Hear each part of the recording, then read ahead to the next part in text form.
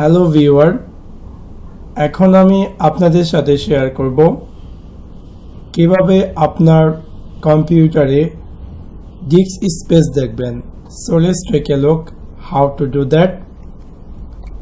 আমি এখন আমার যে উইন্ডোজটি কানেক্ট করা আছে এবং এখানে বিভিন্ন পার্টিশন দেওয়া আছে, আমি দেখতে পাচ্ছি আমার ডিস্কগুলো। সো আমি যদি চাই যে কোনো একটি যে কি পরিমাণ ইউজ হয়েছে এবং কি পরিমাণ ইউজ হয়েছে, সিম্পল আমি যদি ক্লিক করলে আমি দেখতে পাবো একদম নিচে আমাকে এখানে দিচ্ছে যে কি পরিমাণ ফ্রি স্পেস আছে। আমার এখানে space free 70.7 GB।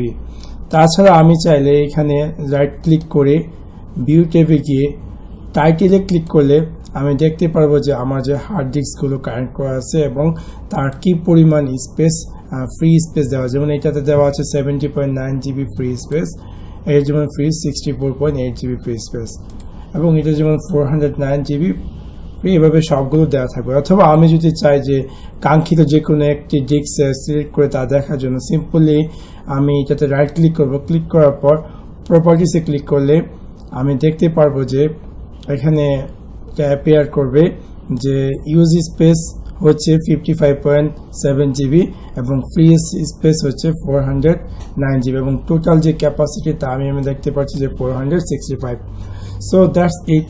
Thanks for watching my video. Like and subscribe.